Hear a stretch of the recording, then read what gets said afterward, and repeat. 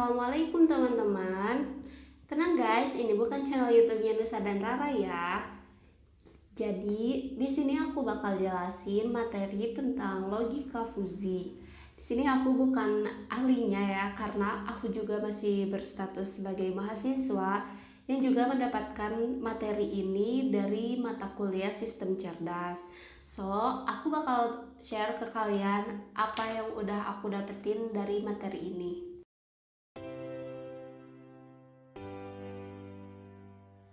Jadi, logika fuzzi ini pertama kali dikembangkan oleh Lotfi Zadeh melalui tulisannya pada tahun 1965 tentang teori himpunan fuzzi. Jadi, Lotfi Zadeh ini adalah seorang ilmuwan Amerika Serikat berkebangsaan Iran dari Universitas California. Nah, meskipun logika fuzzi ini dikembangkan di Amerika, namun ia lebih populer dan banyak diaplikasikan secara luas oleh masyarakat Jepang. Jadi ibaratnya deketnya sama kita, jadiannya sama orang lain.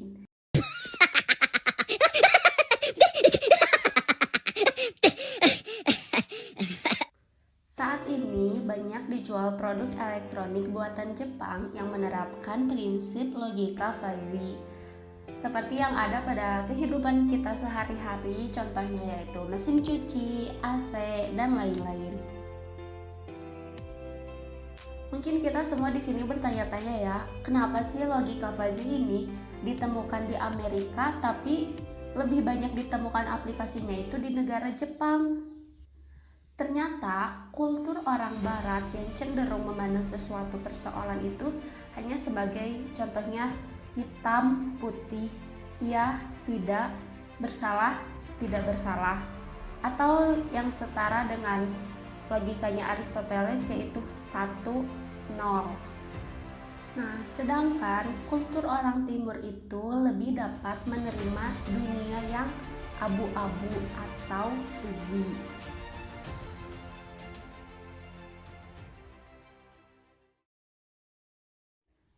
Lalu, kenapa sih kita harus menggunakan logika fuzzi? Karena yang paling utama, logika fuzzi ini mudah dimengerti karena menggunakan konsep yang sistematis yang berdasarkan pada penalaran fuzzi yang sangat sederhana sehingga mudah dimengerti.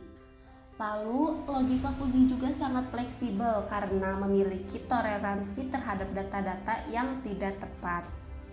Logika fuzzi juga mampu memodelkan fungsi-fungsi nonlinier yang sangat kompleks. Dan logika fuzzi dapat membangun dan mengaplikasikan pengalaman-pengalaman para pakar secara langsung tanpa harus melalui proses pelatihan, sehingga dapat bekerja sama dengan baik dengan teknik-teknik kendali secara konvensional yang didasarkan pada bahasa alami. Lalu di sini ada Fuzzy Inference System atau disingkat menjadi FIS, yaitu merupakan sistem penarikan kesimpulan dari sekumpulan kaidah fuzzi yang dapat berupa input nilai eksak maupun rules dalam kaidah fuzzi. Lalu bagaimana pengaplikasiannya pada sistem fuzzi ini?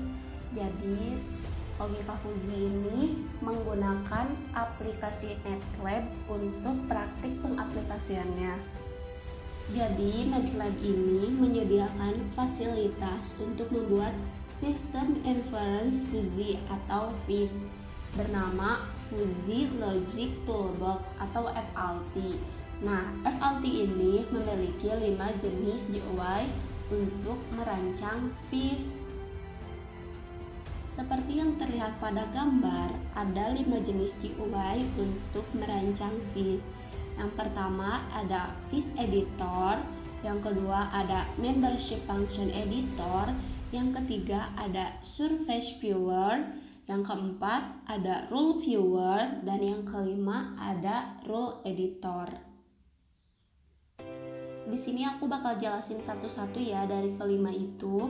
Yang pertama yaitu FIS Editor, digunakan untuk menangani variabel masukan dan keluaran sistem berupa penentuan jumlah dan nama variabel.